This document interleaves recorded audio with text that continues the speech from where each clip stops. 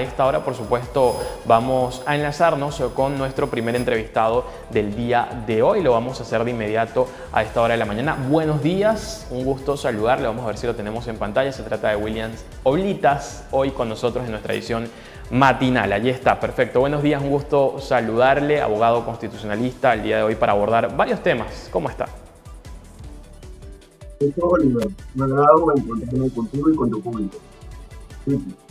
Bien, quisiéramos conversar varios aspectos importantes. Vamos a iniciar precisamente por este tema que en los últimos días también ha causado, digamos, ruido en la opinión pública, y es de este tema de la amnistía para Pedro Castillo. ¿Le corresponde la amnistía a Pedro Castillo? Lo preguntamos porque el congresista Guido Bellido está listando un proyecto de ley de amnistía para liberarlo y precisamente dar con esto, digamos, por finalizado ese punto de vista por parte del congresista. De hecho, ha anunciado que elabora este proyecto, pero además esto pone de manifiesto, y le pregunto a usted, que acepta que hubo delito en toda esta situación. Sí, es una propuesta que de por sí es inconstitucional, es convencional, afecta justamente lo que es la parte orgánica de la Constitución y afecta principios básicos que ya han sido señalados por la Corte Interamericana de Derechos Humanos y también obviamente por la Declaración Universal de Derechos Humanos, como es el reconocimiento de la impunidad, ¿no? O mejor dicho, como es justamente el conocimiento de la verdad y la obviedad de la impunidad, ¿no? De por sí, la naturaleza de la amnistía, al igual que del indulto, son facultades que tienen obviamente los órganos constitucionales, eso es cierto, pero no son facultades que no tengan límite, que no tengan control. En el caso de ambas figuras, y ya se ha pronunciado en ese sentido tanto órganos internos como internacionales, tienen los parámetros de los derechos fundamentales y de la propia Constitución.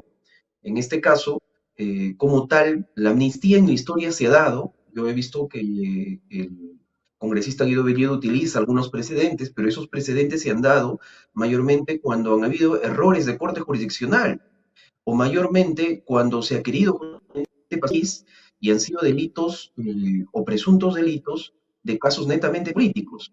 Hechos que en estas circunstancias no se cumplen. Porque obviamente no hay una suerte, no habría una suerte de olvido para que obviamente pueda pacificarse el país, no se da en esas circunstancias, y mucho más aún es que cuando se ha dado la amnistía, en los ejemplos que propone el congresista Guido Bellido, es cuando han habido justamente personas o civiles o inclusive militares que han actuado en contra de dictaduras, ¿no? Como el último ejemplo del caso mismo de Ollantumala. Pero esto más bien sería la inversa, ¿no? Sería cuando, en este caso, más bien él debería amnistiar, o su propuesta sería para amnistiar a alguien que más bien ha atentado en contra de la democracia. Y no es que lo diga mi persona, sino que sí lo señaló en su momento, ratificaron que es un golpe de Estado, tanto el poder legislativo por medio justamente de la vacancia, tanto el Tribunal Constitucional por medio de un pronunciamiento, tanto la Defensoría del Pueblo por medio de un pronunciamiento del 7 de diciembre, cuanto a la Junta Nacional de Justicia, como también obviamente la Fiscalía de la Nación. Entonces, no es mi persona ni tampoco los que puedan opinar al respecto de manera libre, sino son las propias instituciones del Estado las que han reconocido ese acto como un golpe de Estado. Entonces, eso está legitimadísimo, o sea, legitimadísimo. Eso es un golpe de Estado como tal, porque la propia institución lo ha dicho y porque el propio organismo de Estados Americanos también lo ha mencionado. Y no solamente en un comunicado inicial, sino también por medio del último informe que emitido. Entonces, sería una actitud contraproducente o sería una actitud contraria a lo que han indicado los propios organismos nacionales e internacionales, el que obviamente este proyecto pueda tener futuro. Es más, el propio congresista Guido Bellido, con su propuesta, se estaría arriesgando a que sea denunciado por una infracción constitucional, debido a que, de acuerdo al artículo 38 de la Constitución Política del Perú, indica de que todos los funcionarios públicos están al servicio de la nación. No puede existir una propuesta que tenga nombre propio, ¿verdad? Una propuesta legislativa que tenga nombre propio, y mucho más si es una propuesta que tiene nombre propio y que infringe o que trata de premiar a quien ha infringido abiertamente la Constitución, reconocido así justamente por los organismos nacionales e internacionales.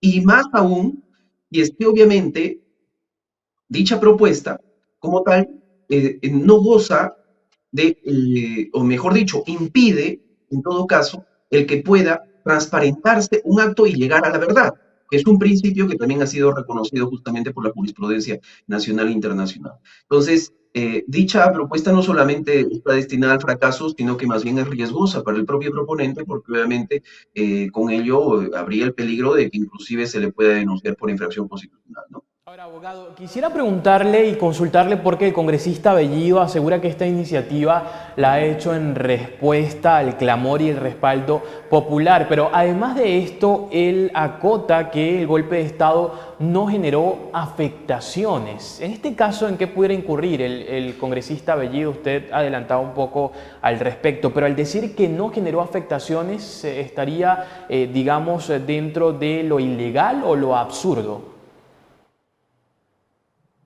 Eh, el argumento que propone el congresista Julio Bellido en ese sentido es similar al que propuso en su oportunidad para justificar el golpe de Estado, indicando de que el presidente no se acordaba o que le habían dado algo para que obviamente exprese lo que expresó, ¿verdad?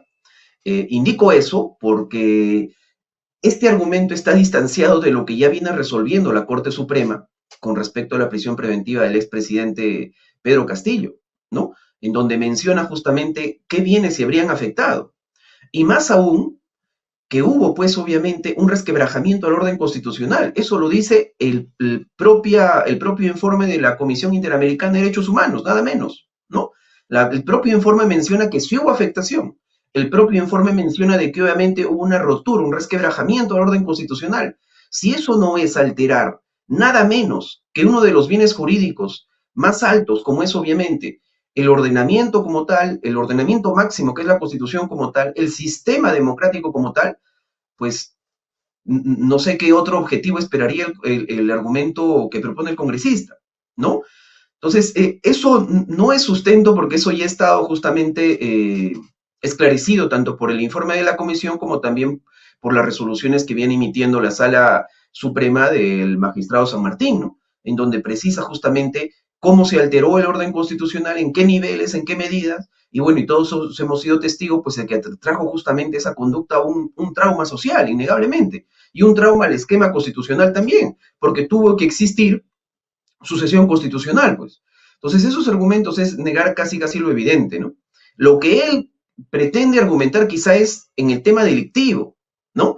Que el tema delictivo, si bien está todavía en proceso, no podríamos decir que no existió o que sí existió, sino que obviamente todavía está en proceso, se está regulando el tema delictivo penal. En el tema constitucional lo expuse, está clarísimo, pero en el tema penal, si bien está en esclarecimiento, pero dentro de ese esclarecimiento como tal, pues hay una presunción más bien de que sí puede haber sido responsable porque hay una prisión preventiva.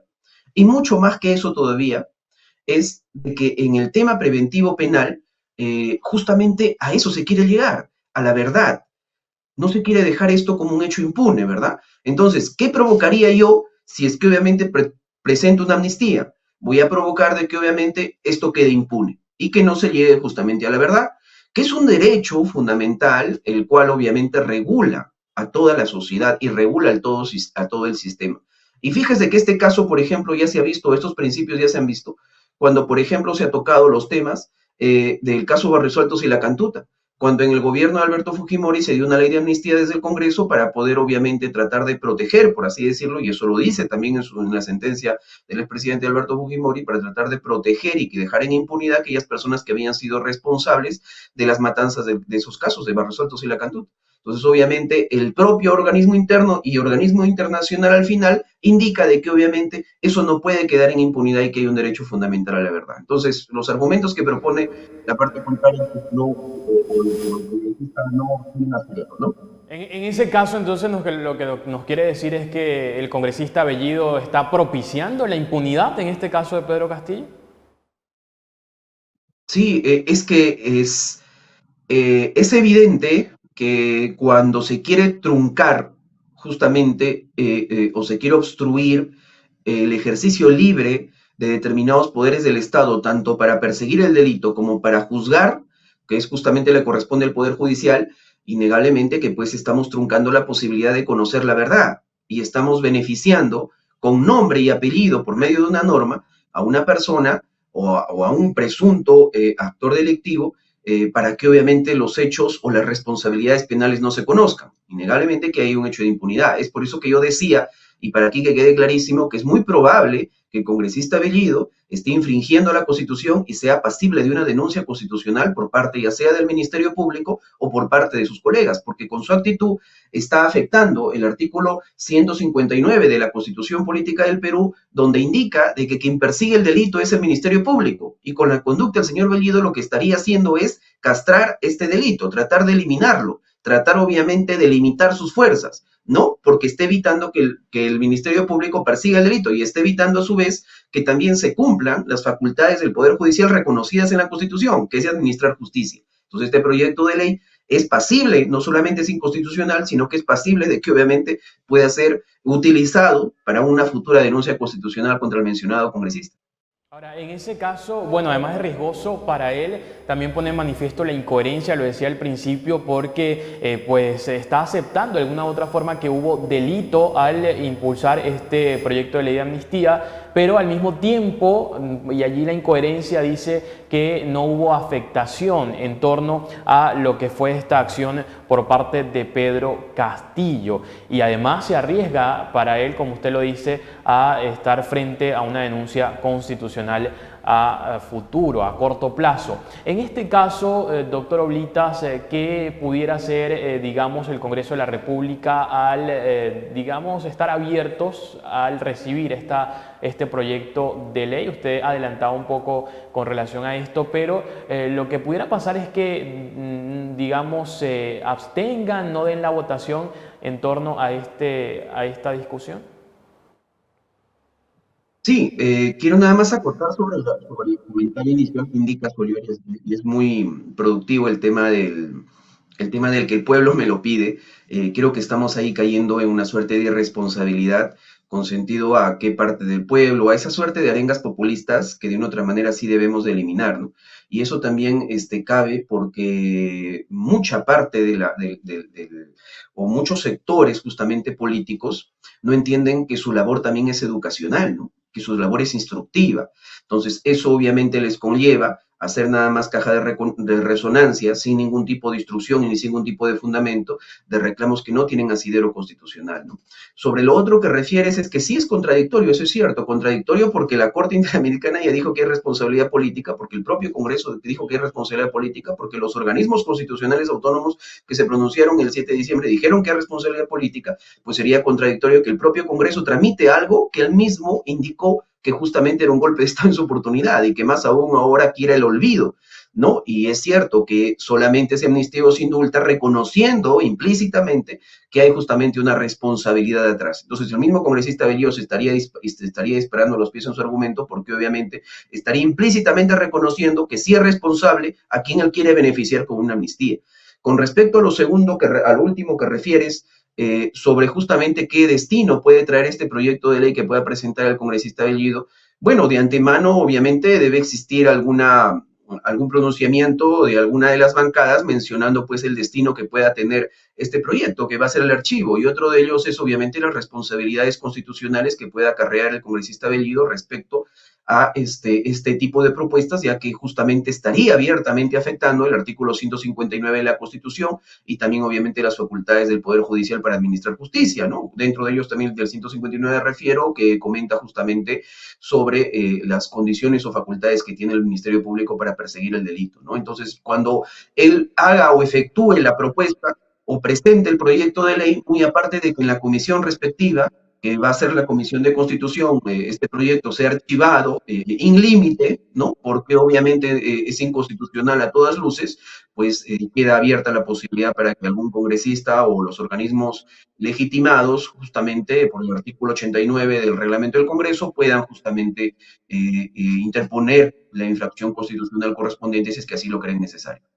Bien, quisiera también preguntarle, doctor, precisamente con algo que se aprobó el día de ayer desde el Congreso de la República también, que es el permitir que la Presidenta de la República gobierne de manera remota. Le pregunto, ¿esto da pie, digamos, para que se pueda, digamos, potenciar ese delito de fuga de quien, a juicio de algunos parlamentarios, de hecho de izquierda, está evadiendo, digamos, la justicia con la complicidad de quienes lo facilitan? Hay una crisis moral parlamentaria. ¿Qué significaría precisamente esta aplicación de la ley en torno a que la presidenta, estando fuera del país, pueda gobernar?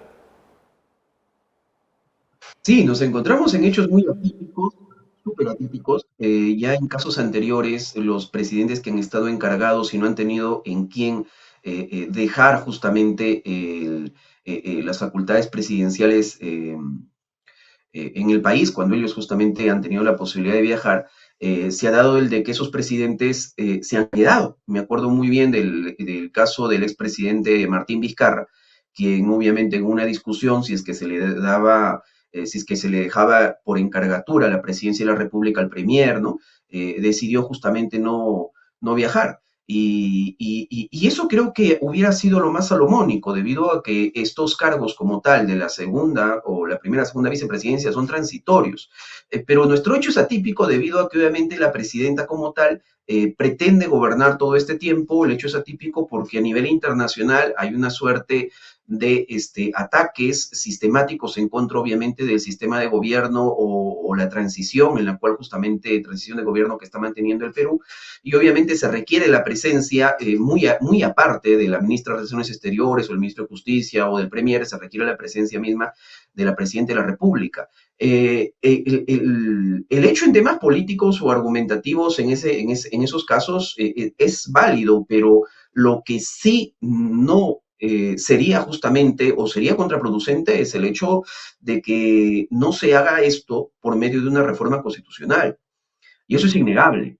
La Constitución es explícita al mencionar justamente a quién se deja como responsable justamente cuando no existe o cuando el presidente de la República actual tiene el permiso correspondiente para poder justamente efectuar la representación del Estado peruano en otros organismos, ¿no? Internacionales, por cierto, ¿no? Entonces, lo que debió haberse realizado de parte del Congreso de la República es una reforma constitucional, ¿no?